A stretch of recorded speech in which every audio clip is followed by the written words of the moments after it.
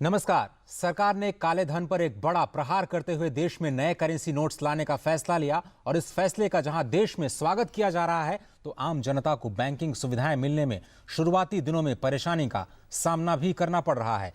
अगले आधे घंटे में हम समझने की कोशिश करेंगे कि कैसे काले धन पर एक बड़े प्रहार के तहत ये फैसले लिए गए। मैं हूं अजय मिश्र और अगले आधे घंटे में अगर आपके मन में कोई भी सवाल है तो आप इस कार्यक्रम का हिस्सा बन सकते हैं। हमारे नंबर्स आपकी स्क्रीन पर फ्लैश होने जा रहे हैं। 011-2309-7648 और 011-2309-7655 ये दो डेडिकेटेड फोन लाइंस हमने आपके लिए खोल दी हैं और हमारे साथ दो खास मेहमान इस कार्यक्रम में जुड़ रहे हैं जो आपके सवालों का जवाब देंगे। हमारे साथ हैं सचिन चतुर्वेदी जी जो कि महानिदेशक हैं RIS के। बहुत बहुत शुक्रिया सर इस कार्यक्रम में शामिल होने के लिए। साथ ही साथ शैलेंद्र कुमार जी जो कि एडिटर हैं taxindiaonline.com के। आपका भी बहुत बहुत शुक्रिया इस कार्यक्रम में शामिल होने के लिए दोनों मेहमानों का।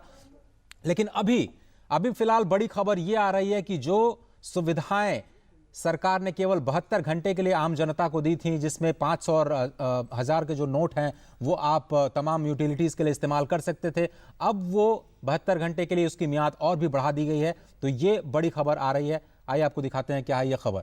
पूरी खबर यह है कि अभी सरकार ने कुछ देर पहले यह फैसला किया है कि आम जनता को जो भी परेशानियां हो रही हैं उसको देखते हुए आप जो यूटिलिटीज हैं यानी जो बिल पेमेंट्स हैं जो पुराने नोटों के जरिए कर सकते हैं, ये 14 नवंबर तक ये जो सुविधा है वो बढ़ा दी गई है। शैलेंद्र मिश्र हमारे साथ जुड़ रहे हैं। शैलेंद्र, क्या है पूरी खबर और किस तरह से ये जनता के लिए एक बड़ी राहत बन करके आई है? देखिए अजय, जब 8 नवंबर को ऐलान किया गया था कि पुराने 500 और 1000 के नोट अब चलन में नहीं होंगे तो उस वक्त कुछ छूट दी गई थी जिससे जनता को दिक्कत का सामना ना करना पड़े।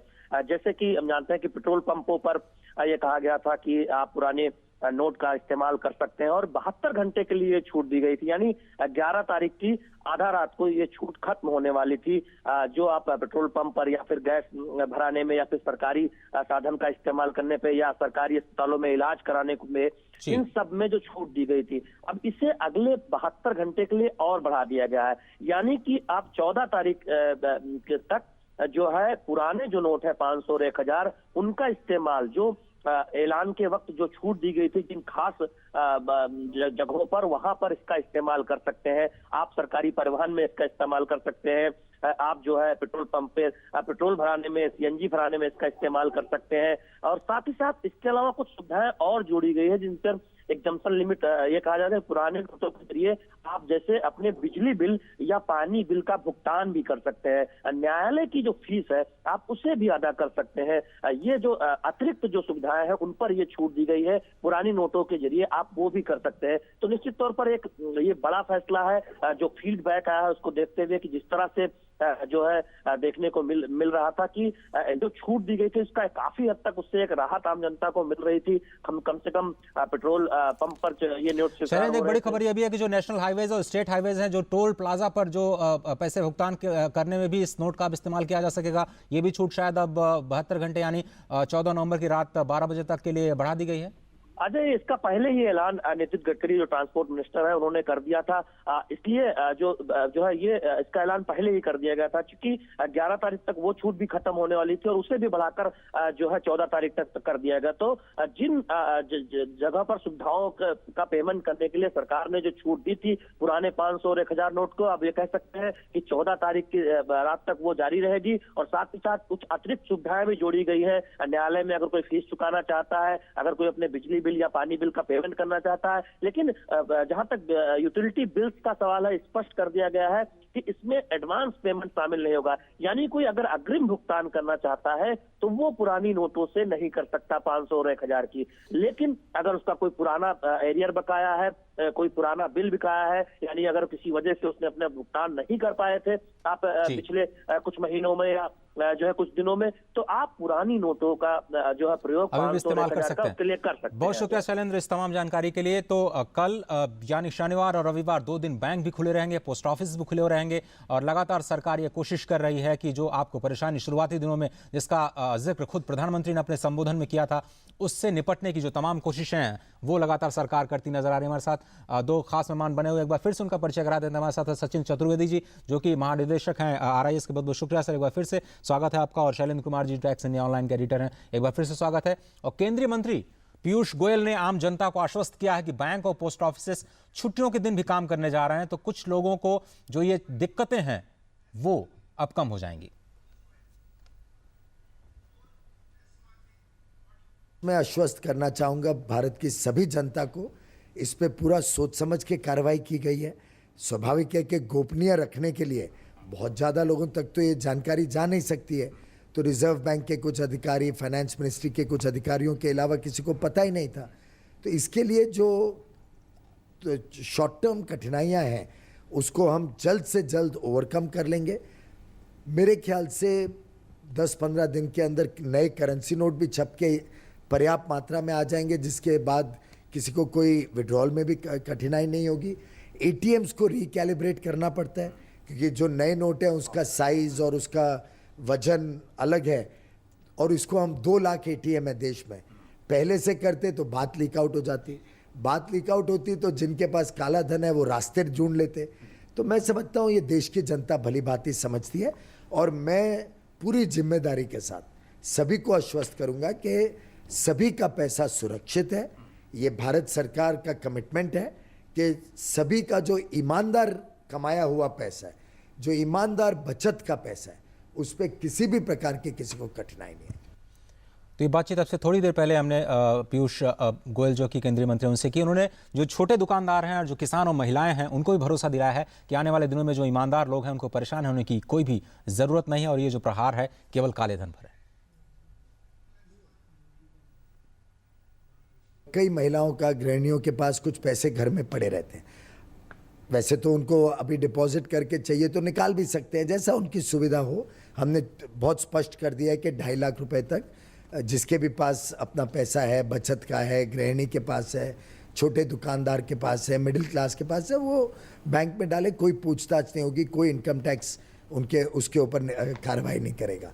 लेकिन इस पैसे को भी अगर वो बैंक में रख दें तो उस पर उनको इंटरेस्ट की इनकम होगी, ब्याज मिलेगा, उस पर भी कमाई बढ़ जाएगी। लेकिन ये हर एक व्यक्ति की इच्छा है, अगर वो बैंक के थ्रू करना चाहे करे, हम उसको ज़रूर प्रोत्साहन देना चाहेंगे। लेकिन कोई कैश में करना चाहे तो कैश में खरीदे, नए नोटों से खरीदे। जिसके पास ईमानदार पैसे है उसको तो कोई चिंता की ज़रूरत ही नहीं है, उसका पैसा पूरा सुरक्षित है।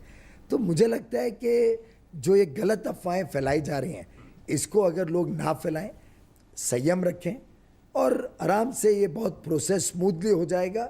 2-4 दिनों में जब करेंसी नई प्रिंट होके पहुंच जाएगी सब जगह, तो उसकी भी प्रेशर कम हो जाएगी, और ये आगे चल के एक सभी पूरे व्यवस्था में अच्छी तरीके से, ईमानदार तरीके से देश चलेगा, जिससे पूरे विश्व में देश की भी आगे चलने की, आगे बढ़ने की क्षमता बढ़ेगी, और गरीबों के कल्याण के लिए सरकार के पास और अधिक मात्रा में बल मिलेगा। चर्चा की शुरुआत करते हैं। सचिन जी, सबसे पहले आपने अभी पीयूष गोयल जी को सुना, वो कह रहे हैं गरीबों के कल्याण के लिए हमने ये फैसला किया है, काले धन पर लगाम लगाने के लिए फैसला किया है, भ्रष्टाचार को खत्म करने के लिए फैसला लिया है। कहाँ तक हम कामयाब हो सकते हैं, किस तरह से देख रहे हैं आप इस कदम को? नहीं, सफलता की कई सीढ़ियां हम ऊपर चढ़ सकते हैं इस कदम के माध्यम से। जैसा पीयूष जी ने बिल्कुल सही कहा, 2 एरियाज बिल्कुल क्लियर हैं जो आगामी दिनों में वित्त मंत्रालय जिनके बारे में विचार कर सकता है। पहला तो लिक्विडिटी की जो कमी आएगी उससे रेट ऑफ इंटरेस्ट के ऊपर जो इम्पैक्ट पड़ सकता है, जो टैक्स कलेक्शन के ऊपर इम्पैक्ट पड़ सकता है, इन दोनों के माध्यम से एक बड़ा बदलाव आएगा। मुझे लगता है कि जो इकोनॉमिक इम्पैक्ट है उसकी चर्चा तो हो रही है, लेकिन एक बड़ा डायमेंशन जो शायद हमारे रडार से निकल रहा है और उसको हमारे रडार में रहना अत्यंत आवश्यक है, वो है जो टेरर स्पॉन्सरशिप इन पैसों के माध्यम से हुई है पिछले दिनों में, वो हमें भूलना नहीं चाहिए। कई जगह से बड़े करेंसी के नोट छप करके आए हैं और हिंदुस्तान के बाजार में निकले हैं, उसके माध्यम से भी एक नया तंत्र खड़ा हो गया। इस कदम से उस हरकत को रोकने के लिए हमें काफ़ी सफलता मिल सकती है। तीसरी और महत्वपूर्ण संभावना जो मुझे दिखती है वो कई सेक्टर्स के ऊपर जो इसका इम्पैक्ट होगा, चाहे वो रियल स्टेट है, चाहे ज्वेलरी है, चाहे हम लोगों ने नॉन बैंकिंग फाइनेंशियल इंस्टीट्यूशंस के माध्यम से देखा, इन सारे में एक ट्रांसपेरेंसी की संभावना बढ़ेगी। ये 3 मुझे लगता है बड़े पारदर्शिता जो है वो बढ़ेगी। चलें जी, आपके हिसाब से जो सचिन जी ने कहा कि ये स्ट्राइक है काले धन के खिलाफ ये स्ट्राइक है, आतंकवाद जो पोषित कर रहा था जो धन, उसके खिलाफ, और खासतौर पर जो क्राइम मनी जिसकी हम बात करते हैं, क्या ये एक गेम चेंजिंग कदम है आपके हिसाब से? हो सकता था, मैं समझता हूं कि इस तरह का गेम चेंजर हो सकता था। अब जैसे अगर आप देखें तो गवर्नमेंट ऑफ इंडिया ने आईडीएस स्कीम लाई थी जी। आईडीएस स्कीम अगर शुरुआत से देखें कि जब से सरकार आई है उनकी एक फोकस बनी हुई है काले धन के ऊपर। उन्होंने ब्लैक मनी एक्ट लेकर के आया, उन्होंने एमनेस्टी स्कीम लेकर आया, उसके बाद अब जो है आईडीएस स्कीम आई थी। मैं समझता हूं कि गवर्नमेंट को और काले धन की जो पैरेलल इकोनॉमी है उसको एक सीरियस डेंट लग सकता था अगर आईडीएस स्कीम के पहले डिमोनेटाइजेशन की स्टेप ली जाती और उसके बाद विंडो प्रोवाइड किया जाता। तो आज जो काला धन, जो कन्वर्जन की बात हम सुनते हैं, पढ़ रहे हैं, चर्चा हो रही है, लोग पैसे लेके ट्रकों में भाग रहे हैं, कई इंसिडेंट्स रिपोर्ट्स हो रही हैं, वो शायद उसकी बेनिफिट डायरेक्टली एक्सचेकर को मिलता। ये पैसा गवर्नमेंट के पास आ सकता था, इनकम टैक्स डिपार्टमेंट के पास आ सकता था। मुझे लगता है सचिन जी काउंटर करेंगे इसको, क्योंकि शायद जो मनी सप्लाई है, मुद्दा यह है कि जो पुराने नोट हैं उनको नए मोर सिक्योर शायद करेंसी से बदला जाए, और इसलिए शायद ये कदम पहले नहीं लिया गया डिमोनेटाइज करने का, और पहले आईडीएस आई, उसके बाद। तो ये जो सीरीज है उसको आप किस तरह से देख रहे हैं? देखिए, बिल्कुल ठीक कहा आपने। मुझे लगता है कि सीक्वेंसिंग को लेकर के हमेशा बहस इकोनॉमिक रिफॉर्म्स में और इकोनॉमिक स्टेप्स में की जा सकती है, कई फर्क उसमें सोच हो सकती हैं, लेकिन जो अभी कदम लिया गया है उसका असर हमें आज और आने वाले 10 सालों में दिखेगा, क्योंकि इस डिमोनेटाइजेशन का जो मेजर इम्पैक्ट है वो उस एपिसेंटर को नष्ट कर देना है जहां से कि काला धन बन करके निकल रहा है। जी। ये मानसिकता को खत्म कर देना है जहां से कि काला धन बन करके निकल रहा है, और इसके चलते यदि सरकार का सख्ती का कदम, सख्त लहजे का कदम अगर सामने नहीं आता तो काला धन कमाने वाले और काला धन बनाने वाले कभी भी सुधरने वाले नहीं थे। और अभी सरकार ने जो एमनेस्टी दी स्कीम, 65,000 करोड़ रुपया सरकार के खजाने में आ गया। सरकार को खजाने में इससे ज्यादा पैसे की आवश्यकता नहीं है। हर सरकार की कई वेलफेयर स्कीम्स हैं जिनको सीक्वेंस किया गया है, कई जगह हम लोगों ने स्टार्टअप और दूसरे कार्यक्रम आपने दूरदर्शन पर दिखाए हैं, कई चैनल्स के साथ हमने ये बातचीत की है। मुझे नहीं लगता है कि अब और कोई आवश्यकता एमनेस्टी की थी। एमनेस्टी की डिमांड हमेशा चलती रहेगी, कभी वो रुकेगी नहीं। मुझे लगता है कि ये मानसिकता बदलने की आवश्यकता है कि काला धन हम कमा करके बाद में एक्सचेकर में डाल देंगे। तो काला धन कमा करके एक्सचेकर में डालेंगे, ये जो मानसिकता है, जो माइंडसेट है, उसको चेंज करने की जरूरत है। क्योंकि आपने किताब भी लिखी है इट्स रेनिंग ब्लैक, मुझे याद आ रहा है आपने जो क्राइम मनी है उस पर बहुत कड़ा प्रहार किया है। उस पर हम आपसे चर्चा करेंगे। छोटा सा ब्रेक के बाद वापस आएंगे तो आपके सवाल भी लेंगे। चर्चा जारी है, कहीं मत जाइए और देखते रहिए ये खास कार्यक्रम। आई से इंडिया की रेल या जे से जहाज, सारे देश का इंजन हम ही तो चलाते हैं। HP Lubricants, A to Z आपके काम आते हैं। अब मैं अपने लाइफ की सबसे बड़ी मूवमेंट लीड करने जा रहा हूँ, जो इंडिया के लिए बहुत जरूरी है। आपको खड़ा होना पड़ेगा मेरे साथ टीम स्वच्छ भारत मिशन का हिस्सा बनकर, और हम सब मिलकर एक ऐसा इंडिया बनाएंगे जहाँ हर कोई टॉयलेट यूज करता हो, क्योंकि जब सब टॉयलेट यूज करेंगे तो सब प्रोग्रेस करेंगे।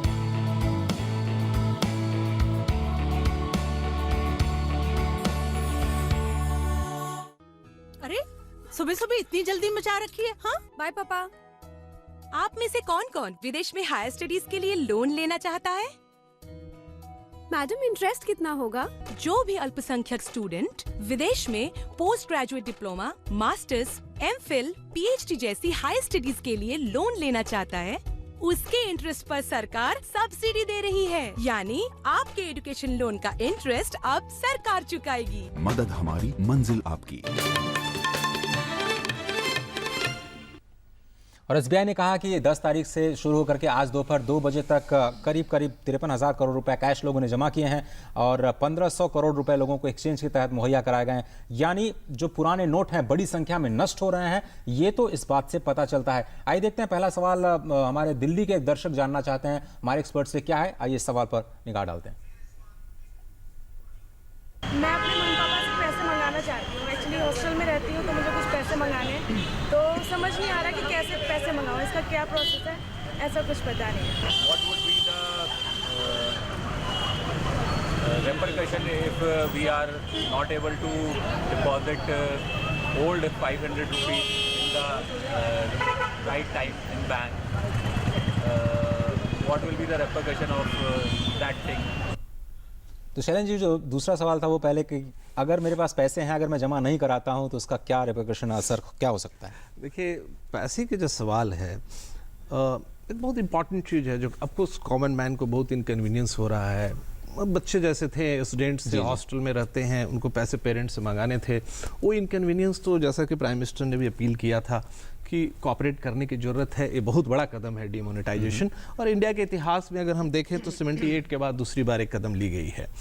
बट ये जो सबसे इम्पॉर्टेंट की बात है, टैक्सेशन पे जो इम्पैक्ट की बात हम कर रहे हैं, ये इस पे इम्पैक्ट जैसा कि अभी पीयूष गोयल जी ने भी कहा, इंडियन फाइनेंस मिनिस्टर ने भी कहा, रेवेन्यू सेक्रेटरी स्टेटमेंट दिए कि 2 से 2.5 लाख के बीच की अगर डिपॉजिट है तो आपको चिंता करने की आवश्यकता नहीं है।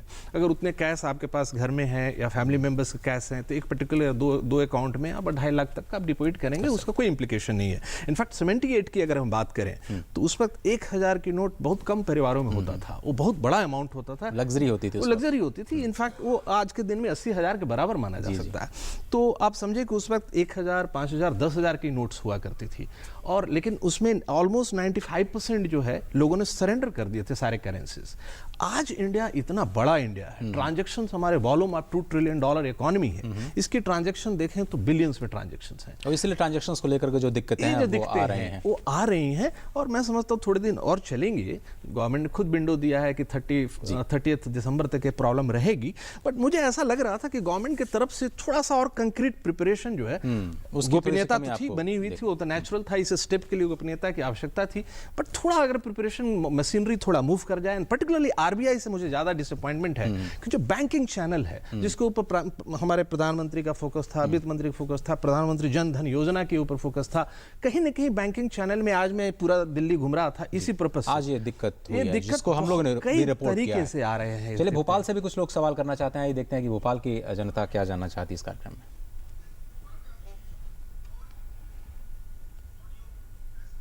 मैं ग्वालियर से हूँ और मैं भोपाल स्टडीज़ के लिए आई हूँ। मुझे पैसे एक्सचेंज करवाने हैं और मेरा अकाउंट ग्वालियर बैंक में है, तो क्या मुझे वहाँ जाकर एक्सचेंज करवाना पड़ेगा या मेरा मनी यहीं भोपाल में एक्सचेंज हो जाएगी?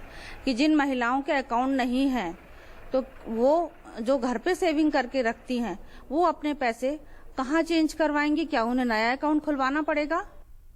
सचिन जी, ये जो जिस माइंडसेट की आप बात कर रहे थे चेंज करने की, बदलाव की, शायद इन सवालों मुझे लगता है आप लेंगे प्लीज। जैसा जनधन योजना से प्रधानमंत्री का प्रयास शुरू हुआ है और इस सरकार का प्रयास शुरू हुआ है कि सभी को फाइनेंशियल सुविधाएं मुहैया कराई जाएं, ये वापस से हमारे एक फ़र्क सामाजिक सोच के बदलाव की आवश्यकता यहाँ पर है कि जो गृहिणी हैं या जो लघु क्षेत्र में अपने बचत कर रहे हैं, उन लोगों को किस ढंग से बैंकिंग सिस्टम से जोड़ा जाए और किस ढंग से ज़्यादा बड़े पैमाने पर हम कैशलेस सोसाइटी की तरफ आगे बढ़ें। ये दोनों कदम एक सामाजिक सोच का के दायरे में दिखाते हैं। और अब जब भारत तेजी से विश्व की बड़ी एक अर्थव्यवस्था के रूप में उभर रहा है, करप्शन के ऊपर, टेरर फाइनेंसिंग के ऊपर, दोनों के ऊपर हमारी पकड़ मजबूत होनी चाहिए। अगर ये मजबूत नहीं होगी तो ब्लैक मनी जिसको हम कह रहे हैं वो कब टेरर फाइनेंसिंग का एक बड़ा मुकाम बन जाएगा हमें समझ नहीं आएगा। तो इसलिए बहुत आवश्यक है कि समाज में दोनों स्तरों पर बदलाव की आवश्यकता, सोच की आवश्यकता, हमारे पहल की आवश्यकता, और उस ढंग से ये कदम सराहनीय है। मैं ये बात मान सकता हूँ कि कुछ प्रशासनिक चूक 1 या 2 दिन में हुई है, लेकिन सारे बैंक आज 7 बजे तक काम कर रहे हैं। दोनों दिन उनको प्रधानमंत्री ने खुला रहने के लिए कहा है। सारे बैंक अपने बारे में बता रहे हैं कि हम बिजली की जो हमारी इकाइयाँ हैं वो लोगों को SMS भेज रही हैं कि आप अपने बिल पुराने माध्यम से, पुराने नोट्स के माध्यम से दे सकते हैं। तो पब्लिक सेक्टर के जो इंटरप्राइजेज हैं उनको आगे आना होगा। आपने जो पीयूष गोयल जी का इंटरव्यू दिखाया वो अपने आप में एक महत्वपूर्ण कदम है। तो इस माहौल का लाभ लेकर के जो लोग रूमर मॉन्गरिंग का काम कर रहे हैं, अफवाहें फैलाने का काम कर रहे हैं, एक तरह का कंफ्यूजन पैदा करने की कोशिश कर रहे हैं, मुझे लगता है कि उससे बचना चाहिए। और इसकी भूमिका मीडिया की भी है और आम नागरिक की भी है। दिल्ली से धनंजय फोन पे हमें, इससे पहले ब्रेक पे जाऊं, धनंजय क्या आप हमारे साथ हैं, सवाल कर सकते हैं? नमस्कार जी। नमस्कार, पूछिए, सवाल कीजिए। सर मैं दिल्ली से धनंजय कुमार बात कर रहा हूँ, बरनवाल, ऑफिस एम्प्लॉय हूँ। और ये जो कदम उठाया गया ये बहुत ही अच्छा कदम है सर। इसमें कोई दिक्कत नहीं है, लेकिन जो व्यवस्था है, व्यवस्था से निपटने में थोड़ी सी दिक्कत हो रही है, इसमें धैर्य रखने की आवश्यकता है जी। लेकिन सर जो अभी तक 500 के नोट नहीं पहुंचे हैं वो कब तक पहुंचेंगे? और एटीएम में जो 1500 के नोट हुआ करते थे, सुना जा रहा है कि नहीं उस पे मतलब 150 के भी नोट डाले जा रहे हैं, और 2000 के नोट पे जो नैनो जीपीएस चिप लगने की बात सुनी गई थी वो नहीं लगी है क्या? इसके बारे में बताइए। जहाँ तक जो मेरी बातचीत हो रही है प्रशासन में, उनके हिसाब से करीब 1.5 लाख एटीएम्स हैं जिनके जो सॉफ्टवेयर हैं उनमें चेंजिंग की जा रही है, और इसी वजह से जो बैंकिंग सिस्टम है वो रात में भी काम कर रहा है और कल और परसों भी काम करेगा। चूंकि जो नए नोट हैं उनका वजन दूसरा है, उनके फीचर्स दूसरे हैं, इसलिए उस पूरे सॉफ्टवेयर को उससे कंपैटिबल बनाने के लिए ये जो टेक्निकल जो तैयारी है, क्योंकि पहले लीक ना हो ये खबर, इसके लिए ये व्यवस्था नहीं लाई गई और इसलिए ये जो टीदिंग प्रॉब्लम से आ रही हैं। आप इनसे कोई सवाल लेना चाहेंगे? हाँ, देखिए जहाँ तक नैनो टेक्नोलॉजी की बात कर रहे हैं, ऐसी कुछ नहीं, सारे अफवाहें हैं और इस तरह की अफवाहें आएंगी तो उस पर आप ज़्यादा ध्यान नहीं दें, ऐसा कुछ नहीं है। और सरकार की नीयत भी ऐसी नहीं है कि इस तरह की कोई ट्रैकिंग करें, इस तरह की बातें नहीं है। कई लोग इसके बारे में चर्चा कर रहे हैं और उसमें ना ही साइंस एंड टेक्नोलॉजी ऐसा कोई डेवलप हुआ है और ना ही गवर्नमेंट की इस तरह की इंटेंशन है करने की। तो बहुत सारी अफवाहें हैं जिन पर आपको ध्यान देने की जरूरत है कि उनके आप चंगुल में न फंसें। और साथ ही साथ बहुत सारे लोग जो डीमोनेटाइज्ड पैसा है, यानी 2000 रुपए के गड्डियों के साथ पकड़े भी जा रहे हैं, वो बहुत ही खतरनाक है। आईटी डिपार्टमेंट ने अभी रेड के जरिए भी शायद 70-80 लाख रुपए की जो नोट्स हैं उनको सीज किया है और इसके लिए बहुत गंभीर परिणाम हो सकते हैं। तो अगर आप इस किसी भी गतिविधि में अगर आप सोच भी रहे हैं तो मेरी सलाह होगी, या हमारे दोनों ही जो हमारे एक्सपर्ट हैं उनकी सलाह है कि प्लीज़ आप किसी भी अफवाह में मत जाइए और कम से कम जो ये ब्लैक और व्हाइट का जो चक्कर इस वक्त चल रहा है पूरी देश में, उसके चक्कर में प्लीज़ मत फंसिए। एक छोटा सा ब्रेक, कहीं मत जाइए, चर्चा जारी है। जे से जहाज हो या के से किसान, सारे देश का इंजन हम ही तो चलाते हैं। HP Lubricants, A to Z आपके काम आते हैं। I really like cars. So just 2 weeks into the job, they gave me a company car. A big company car. It's got 14 wheels and quite the ground clearance. It can go pretty much anywhere. But it's not the easiest thing to park. The acceleration is decent. The handling is shaky. The engine noise is deafening. AC? Well, you can't have everything. But you know what? I love the gun. We are India's most exciting workplace and we are making you an offer. The Indian Army. Live a life less ordinary. खाना रखा है अब्बू, खा लो। ठीक है फरदीन 11वीं class में admission मिल गया? हाँ जी शुक्रिया। मेरे अब्बू मुझे पढ़ा लिखा कर बड़ा आदमी बनाना चाहते हैं। शुक्र है हमारे सपने को पूरा करने के लिए हमें मिल रही है अल्पसंख्यक कार्य मंत्रालय की तरफ से पोस्ट मैट्रिक स्कॉलरशिप। अल्पसंख्यक समुदाय के उन स्टूडेंट्स के लिए है जिनकी सालाना पारिवारिक आय 2 लाख रुपए से कम है और जिन्होंने मैट्रिक में 50% अंक प्राप्त किए हैं, और लड़कियों के लिए 30% स्कॉलरशिप निर्धारित है। मदद हमारी, मंजिल आपकी।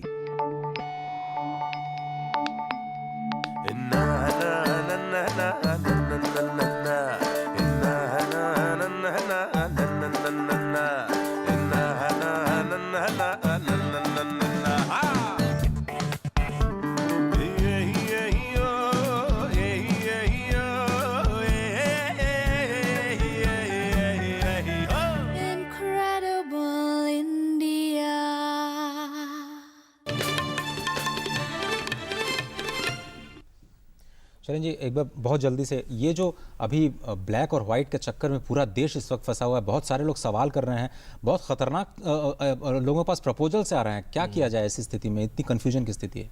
नहीं, इसमें मैं समझता हूँ कि गवर्नमेंट ऑफ इंडिया की इतनी बड़ी मशीनरी है पब्लिसिटी की, एक क्लियर कट एफएक्यू की हो डिफरेंट लैंग्वेजेस में, हमारे क्या इतने सारे रीजनल लैंग्वेजेस में लोगों तक पहुंचा दे। यार जो मैं समझता हूँ कि शहर तक तो ठीक है, यहाँ पर प्राइवेट मीडिया भी बहुत कुछ अवेलेबल है, लेकिन जो गाँव में लोग हैं, जिसकी चर्चा गिरनी की बात कर रहे थे, छोटे छोटे लोगों का, और जब भी डिमोनेटाइजेशन के इतिहास को देखा जाए world wide, not India alone, अगर देखें तो खास करके जो रिमोट एरियाज हैं वहाँ पे इतनी तरह की अफवाहें आती हैं और लोग परेशान होते हैं, उनको अपने अपने करेंसी से ट्रस्ट चला जाता है। मैं समझता हूँ कि इस स्टेप का एक साइड इफेक्ट है, और वो साइड इफेक्ट ये है कि करेंसी के लिए जो एक ऑनर फील होना चाहिए, हर एक भारतीय को फील होना चाहिए, अपने करेंसी में एक गर्वान्वित होने की बात होती है, वो चीजों तो वहाँ पे शायद इन्फॉर्मेशन ज्यादा पहुंचाने के मुझे लगता है अजय जी 3 बातों का ध्यान अभी इस समय पर रखने की अत्यंत आवश्यकता है सरकार की तरफ से। पहला, सरकार के सारे निर्णय तुरंत डिसेमिनेट हो जाएं, जैसा कि कहा गया कि डिस्ट्रिक्ट लेवल पर और मॉफिसल एरियाज में चला जाए। दूसरी बात, कोई ऐसे मुझे लगता है चैनल्स ओपन कर दिए जाने चाहिए जहां लोग अपने सवालों के जवाब ठीक है खोज सकें, बात कर सकें। कोई ऐसी हेल्पलाइंस ओपन कर दी जानी चाहिए तुरंत, जहां लोग पूछ सकें, बाहर से लोग आ रहे हैं, पैसा खर्च करना है, क्या है, कितनी समयावधि है। तीसरी और जो सबसे महत्वपूर्ण बात है, वो जो सरकार के प्रतिनिधि हैं, चाहे मंत्री हैं, चाहे सेक्रेटरीज हैं, उनके लेवल पे ज़्यादा से ज़्यादा डिसेमिनेशन, ज़्यादा से ज़्यादा मीडिया का इंटरेक्शन स्थानीय स्तरों पर बढ़ाया जाना चाहिए। ये 3 कदम अत्यंत आवश्यक है। बहुत बहुत शुक्रिया आप दोनों ही मेहमानों का। वक्त मेरे पास बिल्कुल इतना ही है। इस खास कार्यक्रम में सिर्फ इतना ही। दीजिए इजाज़त। नमस्कार।